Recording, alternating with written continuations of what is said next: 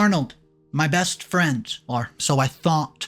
I never thought that somebody so close to me, who grew up with me and was my best friend through everything, could be capable of stabbing me in the back so hard. Well, yes, that's where I'm at. That's the boat I'm in. So let me walk you through it because I'm getting ahead of myself. But guys, I'm just so worked up with this one. Let me tell you about it. So, it's been exactly a month since my wife dumped me for my best friend. Yep, I know. This story is quite cliche, but believe me, when this becomes your reality, the whole feeling of pain, bitterness, and anger becomes so real that, you would just wish for death. But, right now it does not matter because guess what? Karma caught up real quick. A month later, after she snapped her fingers at my face, calling me a good-for-nothing loser with just money to spend and my 3-minute performance in bed, ouch, I know, I got a call from the hospital. Who's begging in the hospital, you're asking? Yeah, my wife. I wondered why I was the one the hospital even called. I mean, we're not yet divorced, and I've not even thought of anything else over the past few weeks as I've buried myself into work. As I type this right now, I can't help but reminisce about the past. What happened and where did it all go wrong?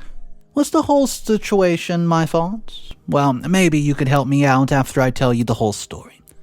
Guys, I met Rachel 2 years ago in a library.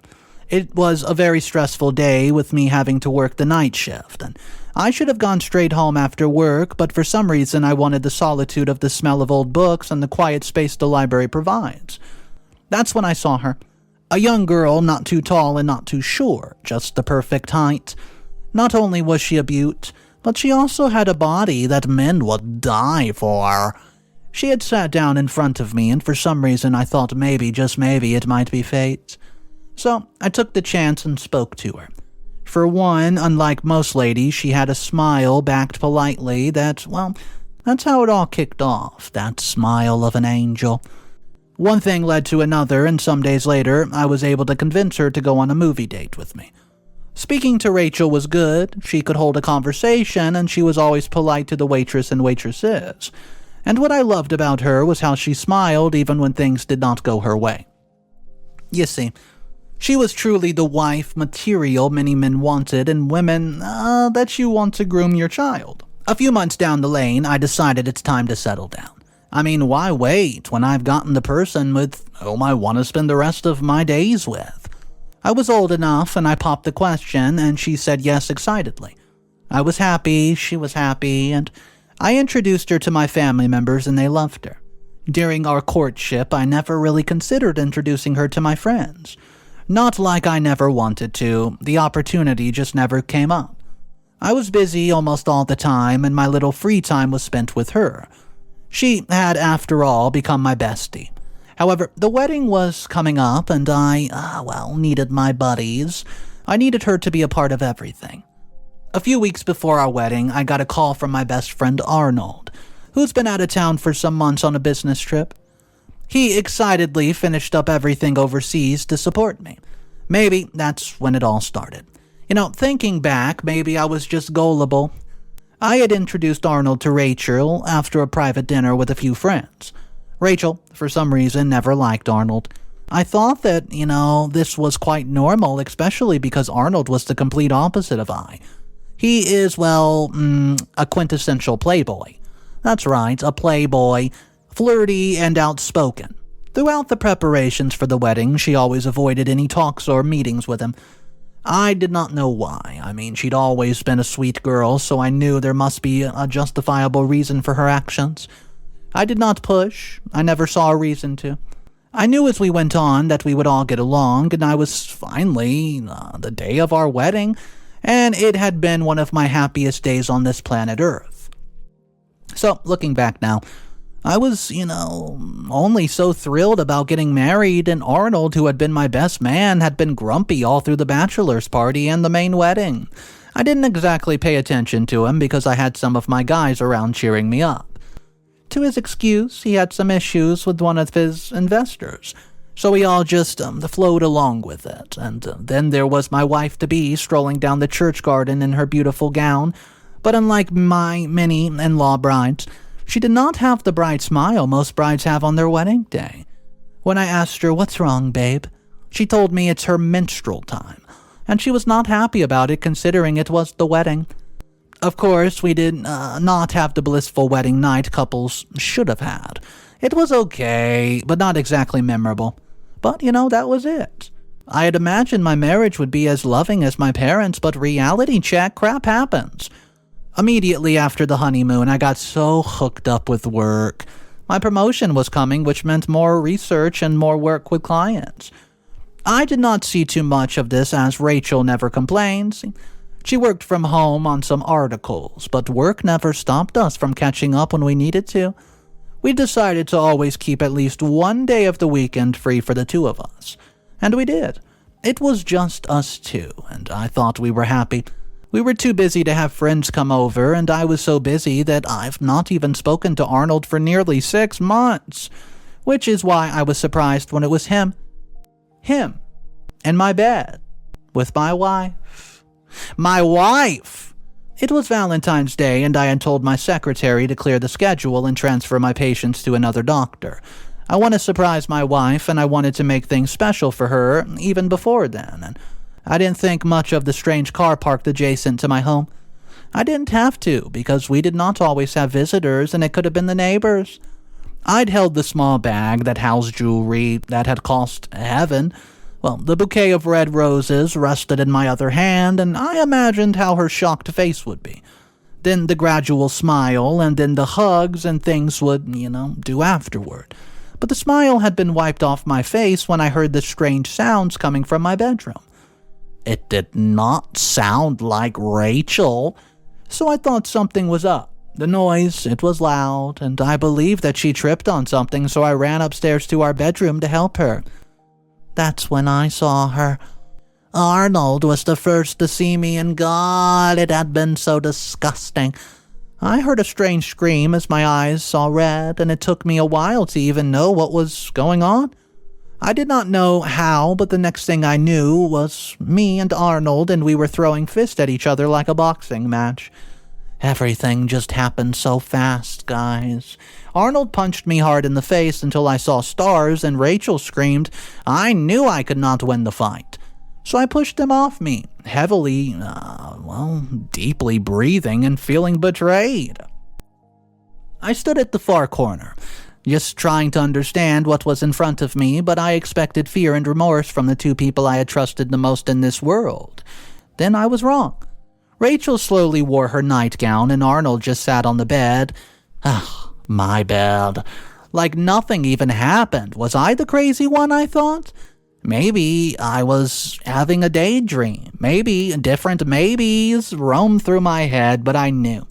I knew that no, this was reality, and reality that can only happen in reality was now my reality. Why, Rachel, why?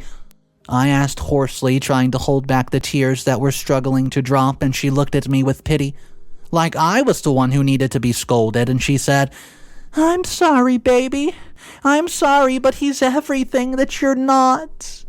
No, this was not Rachel. The Rachel I knew would never say that. Would never be so insensitive, so I looked at Arnold, and I saw for the first time hatred in his eyes. Well, has he always hated me? Or was it something that I've done, and if Rachel's betrayal was painful, it did not amount to what I felt for my best friend? Whatever did I do, Arnold? Of all women, why my wife? He shrugged like my question was nothing, like it simply did not matter. We tried to respect you, bro. We tried not to have anything to do with each other, but it was just too strong. The love was just too fierce. I just knew it was true love. I stood there watching her spit her bullcrap while a new anger rose in me. No, this can't be the Rachel, and if she was, I didn't want her here. Not inside my house, not in my presence.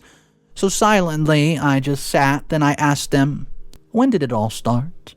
But I knew in my soul that this was not the first time, and the answer was, since your bachelor's party. So I had asked if it could be worse, and it was. My wife and my best friend have been cheating on me for so long, and I had no idea. Gosh, they were good. Ugh. Good at keeping secrets. How did I never know? She could have done this before then, broken up before we got married, and I could not control myself. I wanted them gone. And I will. I'm sorry I hurt you, but I found true love with Arnold, and I didn't want to hurt you. I thought I could, but you never satisfied me. You were too kind, too nice, too good. I wanted more. So, I just told her to get out. I shouted it, "Get out!" I did not want to see them, not now, not ever. I would come back for my things, she said. That was the last thing she said before walking out of our room. Arnold was behind her, and it took me hours to leave the spot I was at. I looked at the flowers now trampled on the floor, symbolizing the destruction. As I sat, all I could think of was why. Was I not good enough? Was I the gullible one? I thought that she was happy. I thought she loved me. Was I that bad of a lover? What do I do now? These questions bothered me for days after the whole scenario, so I pushed harder into work. My promotion was coming, and I could not afford to lose that too. I had lost my best friend and also my wife, and a week after the whole drama, she had come to pick all the things up. I was not around yet, and she dared to drop a note. And her note, she stated that she was sorry for hurting me, but not sorry for going after the love of her life. Like I would have held her back, I just wondered, as I write now, why they had gone ahead to make my life so miserable. I mean, they could have decided to be together before our wedding. It would have been painful. I would have understood, though, and I would have moved on without having any sense of attachment. Some days back, I was at a restaurant for dinner when one of my old buddies had seen me and joined me at the seats. So we discussed a lot of things, but he kept on asking about well-beings. And I knew something was off, so I asked why was he asking about my mental health. I saw that he struggled before finally giving in. He told me that he had met Rachel and Arnold at a mutual friends get-together, and this happens to be a friend of Rachel who had attended our wedding and made friends with my friends. At first, they have been expecting me. Some had even asked about me, from them, but everybody had been shocked when the two started cuddling and playing love. No one had confronted them, no one could, but some of our friends were mad. I wonder why none of them even chatted me up or even called me. Some friends. I guess everyone's just trying to mind their business these days, but you know what? It hurts. It hurts that these two people have no shame at all, flaunting their lack of decency at the expense of my respect. I didn't know when I started dropping the whole truth. Usually, I would not have said anything, but I guess I was too pained. Not only have these two tried to take away my sanity, but they even mock me in places where I have built reputations, but oh my gosh, it seems like this is a coincidence. I received a call, and guess what? Rachel got into an accident. I don't know if you could say that's karma playing to my advantage, and I don't know why I'm the one who's been called, and I guess because we're still married on paper, I don't know why I'm still even writing right now. I guess I just want to be on record when this happens. I hope she's dead when I get to the hospital. I do. Maybe that will give me the ultimate relief that I seek for. But why are they calling me when they could have called her new lover? Or is he dead too? I'll let you know when I get to the hospital, because for now, I don't know what I'll do with whatever outcome I meet at the hospital. What's up, everybody? Mr. Reddito here. Oh man, today's story is starting out pretty grim, and it looks like OP just hopes that she's dead. Guys, I couldn't imagine being in this position. Let me know what you think in the comment section down below, but first, if you're new to the channel, consider subscribing, because I have juicy stories just like this one every single day. And guys, we're going to jump into the first update, and I hope you're having a great day. Here is update number 1. Hey, it's been exactly 1 week since I've gone to the hospital to see Rachel, who got into an accident, and no, she's not dead. She's quite incapacitated, you could say, but she's very much alive. For one, I think that if she were to be dead, I would have been disappointed. But death is a quick solution for such a wicked soul. It is funny how love sometimes is 1 minute and hate is the next. But can you blame me? I mean, she after all left me for my ex-best friend on the premises of love? Permit me to laugh as I type this out because it is quite funny. How many fall out of ignorance? Well, we'll come back to that later. I'd walked into the hospital with different thoughts in my head, and yes, I know she had betrayed me, but she was still my wife. And for what it may cost, I had once loved her. The doctor was the first person I saw.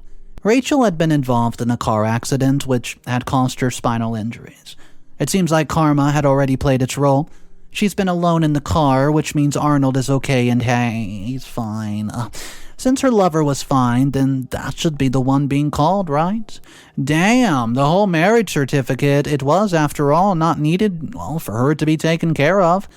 I talked to the doctor, and I told him just that. We were not together, and she has a new partner. Oh, but she specifically told us to call you, buddy.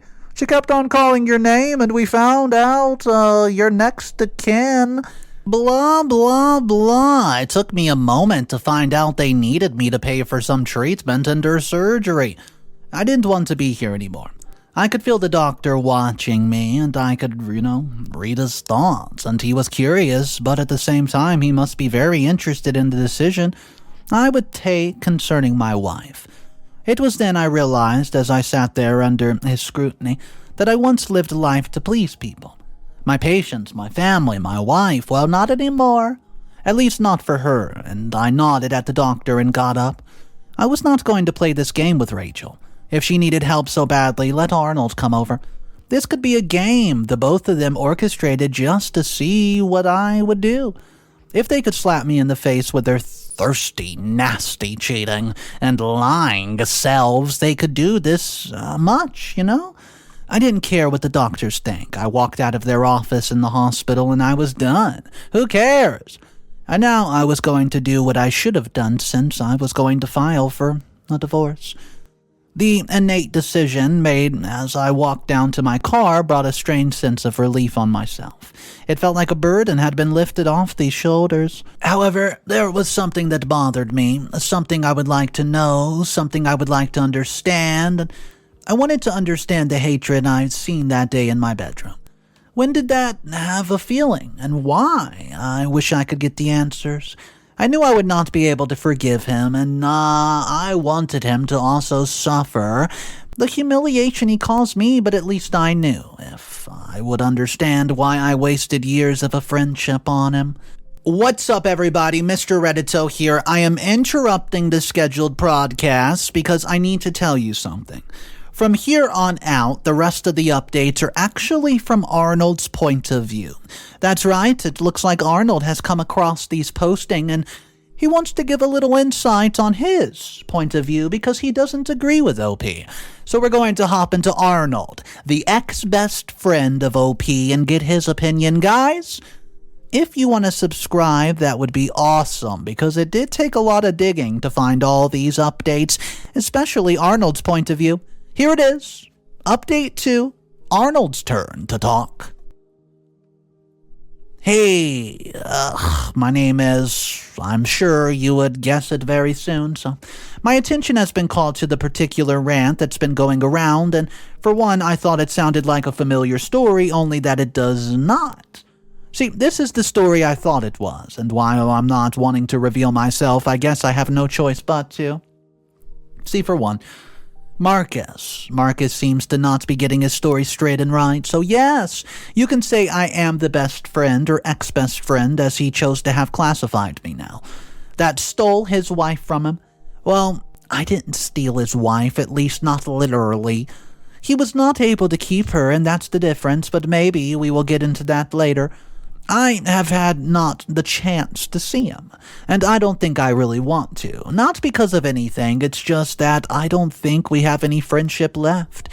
He said that he would like to know the reason, so here it is. Marcus has always been a narcissistic person, stepping on those around him to get what he wants, but nobody knows because he looks so innocent on the surface. Well, I thought so too until I saw who he was beneath the whole facade of innocence. For one, he had always wanted everything I had, from my scholarships to my career and even to the woman that I liked. I realized this is a few months just before we graduated from medical school. So, he once posted that I was always away for a business. Well, I had to sacrifice being a doctor to be a businessman because that was the one thing that he could not steal from me. He doesn't have the knack for business. As teenagers, we have dreamt of being the best doctors the world would ever see, and we pursued that dream. He was from a well-to-do family, and I was not, so I knew if I wanted to achieve my dreams, I would have to rely on scholarships. The concept of student loans never appealed to me. I worked hard, harder than anyone around me, and in no time, just before graduating high school, I got my first scholarship to study medicine. It was the best news ever, and I was so happy that Marcus also did, although I never knew that he had applied to my school too.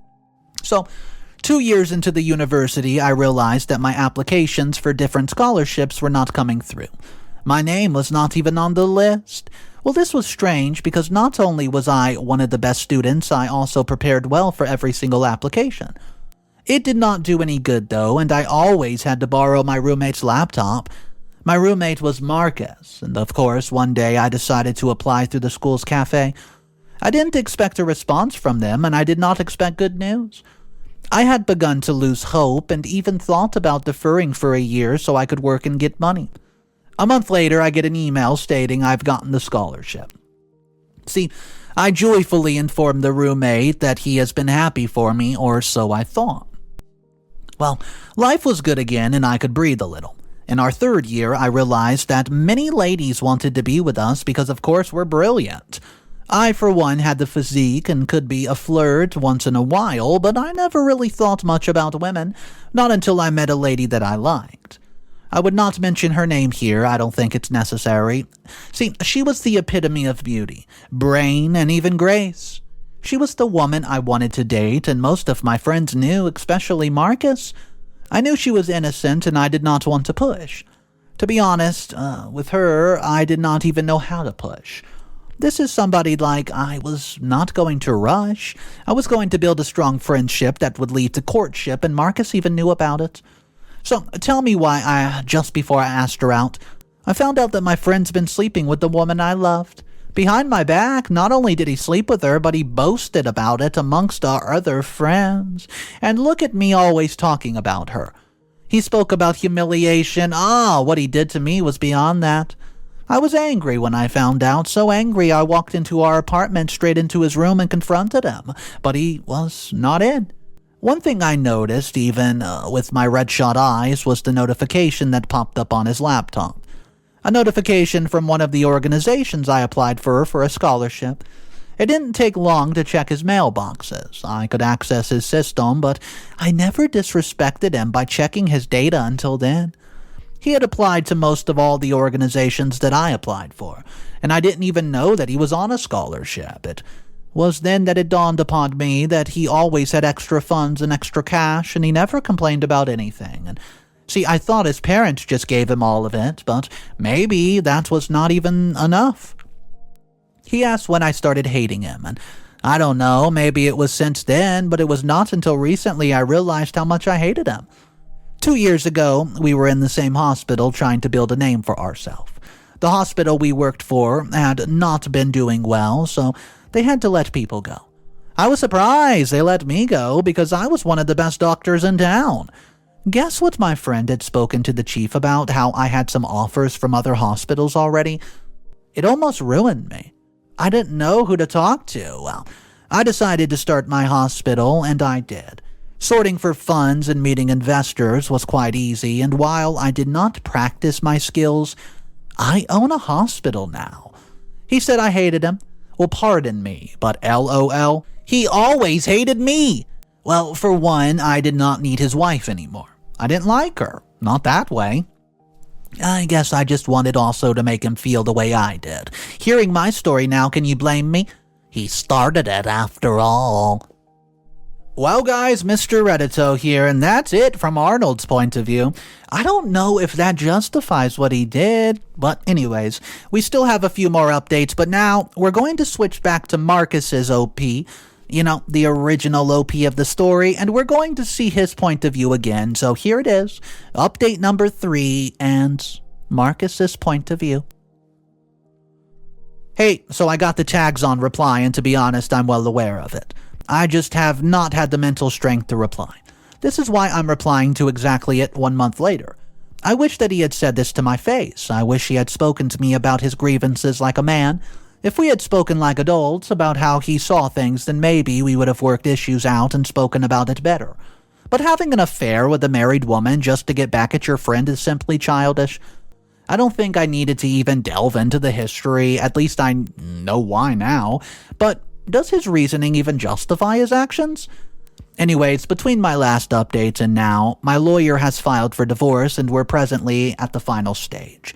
But it had not been easy.